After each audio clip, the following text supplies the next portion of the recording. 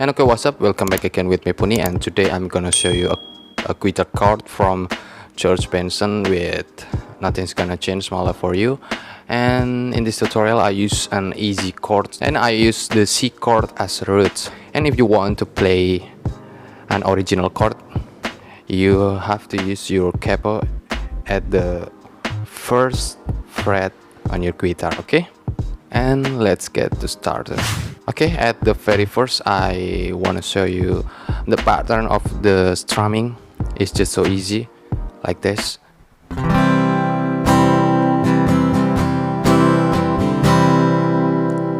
Okay, it's just down, down, up, down, up, down, down, down, up, down, and then you repeat again like this. Down, down, up, down, up, down, down, down, up, down, down, up, down, up, down, down, down, up, down. Okay, it's pretty easy, and we jump into the song.